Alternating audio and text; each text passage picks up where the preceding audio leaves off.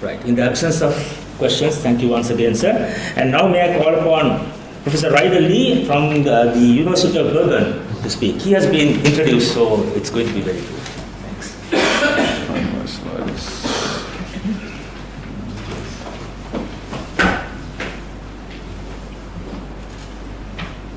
So where is it?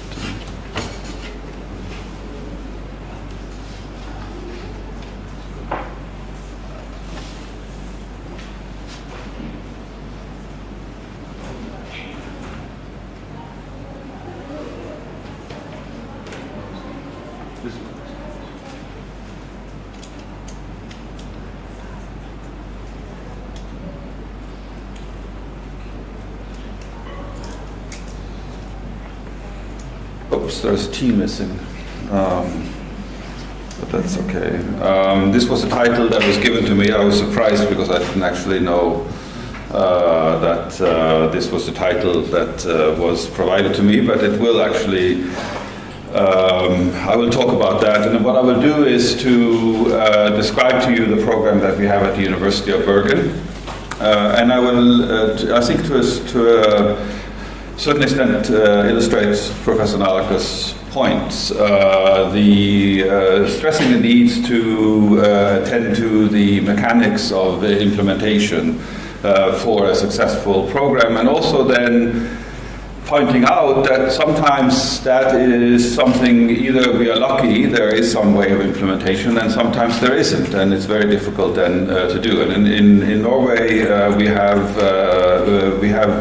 an old institution I will describe to you in a moment, in the university curriculum, or a block of teaching that facilitates the implementation of introducing philosophy and bioethics and so on into the teaching program. So just to describe to you our program, the Norwegian medical education is the European model with 6 years of teaching. I think it's similar to what it here is in Sri Lanka. So the students come from high school and they are relatively young when they start, and then start with the preclinical subjects, anatomy, biochemistry, and so on, and then go on to the clinical part. The important point that facilitates introduction of additional subjects into the medical curriculum is a law that was passed in 1675 by then a Danish king, making it a requirement. The university at that time was in Copenhagen, and Norway was part of Denmark. We had a common king in Denmark, saying that all students at the university had to take what was called Examen Philosophicum, which was a compulsory, quite extensive overview of history of philosophy and philosophy in general, no matter what specific subject matter you were studying. Now, we became independent in 1905, both from, at that time, Sweden, and that was then continued on to the Norwegian university system. So that's still a requirement in the Norwegian, by law, in the Norwegian system. Denmark, which introduced it, actually has abolished it, but we continue with this. And this means a third of a semester is devoted to this part, and that's the responsibility of the philosophy department, of which I'm now the head, and that also makes us a very big department because we have a responsibility of teaching all the university students in Bergen. That's 2,500 students every year that have to take this particular course. And the content of that is really up to us to decide, and it's up to the university to decide. In the law, it's just specified that you have to have this 10-credit course. So then I will describe to you the way we have done it in Bergen for the medical school. But the important point here is that it gives you a curriculum slot that is fixed, and that the university is obligated to teach and devote resources to, and faculty, and so on. And that makes it then possible not to worry about these important things. If you remove that, then it becomes much more difficult. So it's essential that there is this structural part in place in order to implement something. Then you can always change the content, modernize the content, and so on. But you have the resources both in terms of the faculty and other types of resources to teachers. So basically the content there's a short overview, or actually excerpts from original text. From Plato text we use Timaeus because there's a description there of also ancient medicine, Greek medicine, and then so we use a context just for them to familiarize themselves with philosophical text, and we actually also use that to teach them how to read a text. Just to read it, understand it, and then retell it in their own works. There's heavy emphasis on philosophy of science. We have a section on concept of disease. We talk about reductionism, the levels of explanation, and so on. So these are mostly issues that are not devoted to ethics or bioethics, because that's a separate part, and I'll come back to that in a moment. This is a 12-week course with 2 hours of lectures every week, and then parallel with that there are 2-hour seminars with students in groups of 25. And then each one of the students will choose one topic, and I'll give you some examples in a moment. And then they have to write a short essay on that topic, given the background, the arguments, and defend a particular positions. They will present it to the group, and they will also receive individual tutoring during the semester. This is very teaching intensive, so we have one teacher devoted to each one of these groups. So the university actually puts a lot of resources into this teaching. This is not just in a medical school, this is for all faculties, but each medical school has a different way of implementing, each faculty has a different way of implementing this. So here are some examples of the types of topics we have provided to the students. And the way we have done it here is give them a general description of the area, not a specific questions. Other faculty actually gives them a very specific question that they have to answer. We did give them just the hint of what the topic is. So the Gardasil demonstration project in India, can you defend it or not? That's one of the topics that we have here. This was a demonstration project in India a few years ago. It was very controversial. Fibromyalgia, that it has different chronic fatigue syndrome is another name for it, one of these very diffuse syndromes. Is that a disease or not?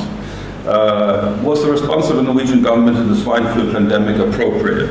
That was the 2009 epidemic. You remember there's a pandemic declared that really didn't pan out as people had expected, and there was some controversies associated. So we try to take current controversies, and what we ask the students to do is to then identify a specific question that they want to ask in their paper. And that can be a very different question for different students, and they also have different topics. So they have to sort of orient themselves into the general topic area, identify a specific question that they are going to focus on in the paper, and then address that question. So a lot of part of the task is also to refine the question that they're asking, because we think that is quite important. That we specifically ask them to state a position that they want to defend, and then provide the arguments for that, and the arguments against it. But then not just for and against without reaching a conclusion, but actually to take a specific position. And so they spend the whole semester, a third of a semester working on this project with their tutor, and then they write an essay, and then that's evaluated, and then that's the basis for the grade that they're getting in this. So it's a compulsory course that they have to take. But as you can see, this does require resources, and it does require some commitment of the university to provide this, but I think it does provide useful skills for the students to learn during this. This is the first semester when they come to the university. So that's how we teach critical thinking to our students in the medical faculty. Other faculties actually emphasize more a different way of teaching critical thinking, which is more fallacies or reasoning, that sort of thing. We think it's better to, in the medical faculty, to provide them, to have them write this type of essay. At the same time, parallel to this, there is a medical ethics course. that is taught by the medical faculty itself with a colleague of mine who is a professor of medical ethics in the medical faculty, and we coordinate the teaching. So we focus on, in this course, the philosophy department is responsible for more of the epistemological parts of philosophy, and this medical ethics course focuses on the ethics part. And it's focused on clinical ethics mainly, and health policy. It's an introductory course in the first semester, and then they have different modules later on in different terms, in the obstetrics terms, in the genetics terms, and also a term where they focus on primary healthcare. So this is basically the introduction that these students are getting into humanities in the Bergen Medical School. The Examen Philosophicum is the relatively easy part, because that is fixed and there is a commitment by the faculty. To get this established took actually, I started when I was a medical student in Bergen. This was in the late 1970s, that it wasn't there. It was established probably around the year 2000. So it took 25 years to get this established. This now taught by a student of mine, a PhD student. So when I finished medical school, there was still a lot, was done sort of in an ad hoc way. When he got his PhD, and sort of then they created the position, and now it's more or less implemented. So we are looking at decades, actually, to get something relatively simple established. This is a module in the first year, also about maybe a fifth of a semester or something like that, taking about 3 decades to implement in the curriculum. I think this is an experience that you see in all medical schools. It's not unique to Colombo. You have the vision statements and so on, but getting it down to curriculum time is really the big challenge. Now, I'm actually concerned, I mean, these are compulsory parts, and it's relatively little for the medical students, and it's important to have that in the curriculum. But I think more important than that in many ways is the fact that it is present in the medical school as an academic unit, and also then teaching at a higher level, the PhD level. And this is, of course, not something that all the students will do. This is something that a few people who are especially interested in the field have an opportunity to do, in addition to what they do in the medical school. But there is, because it is present in the faculty, with faculty members and so on, it's possible to recruit PhD level students among those who are more interested. And there we do have a combined MD PhD program in the medical school, and so that's not just devoted, of course, to medical ethics, but for all fields. Students who are interested in the research career relatively early then get routed into the MD PhD program.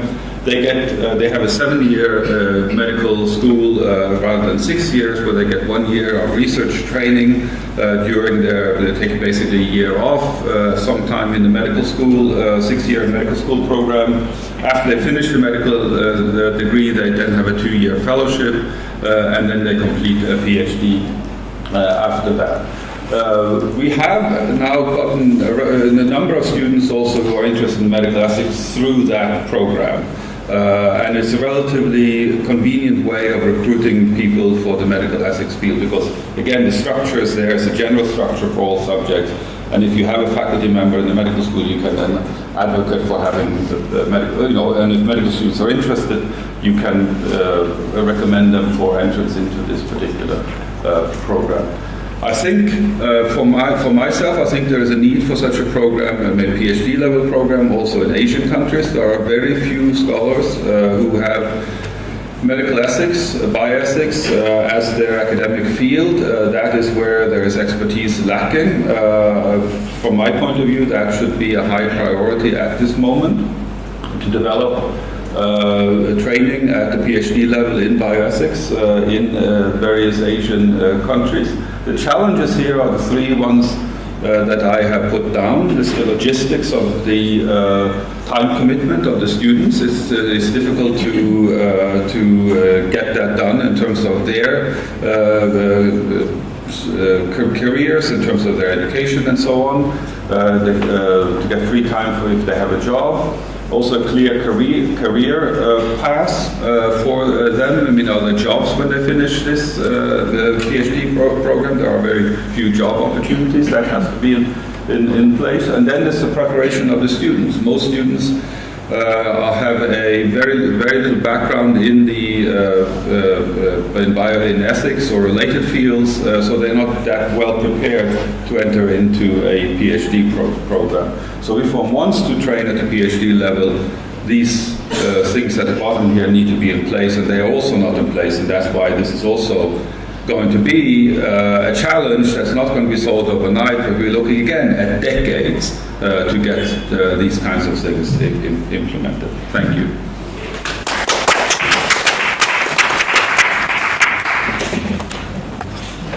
Thank you very much, Reidar. Any burning questions from Professor Reidar? Yes, one question. Yes. Just interesting to know, I'd like to know how do you assess these competencies now? In the issue, the culprit of the entire problem is the assessment that we have. Yeah. It sounds like you also been having the same problem. Yeah. Well, what do you mean by assessing the students? Yes. Yeah. So for this course here, they write a paper. I forget exactly the word length. That they get help with to prepare, but it's their work, and then that is submitted in the electronic system, and it's read by a reader, examiner, or who is independent, and then assigns it a grade, basically. And so it is a formal assessment, and it's a requirement, and that's what makes it also serious. So they have to pass it, and if they don't pass this, they will not pass medical school. It essentially sort of drive a student to be able to write that essay. Yes. Rather than change in the behavior. No, we're not, I see what you mean. No, we're not seeing this as directly related to behavior. So these are some skills that we want them to think that are necessary, namely to be able to argue coherently for a particular position. So that's the kind of skill that we want to teach them there. We're not here teaching them to be humane physicians, sort of in this general. We think that be able to know what your position is and give reasons for it is part of the core competencies that a doctor should have. And this is what we are testing here, and this is what we are teaching them here.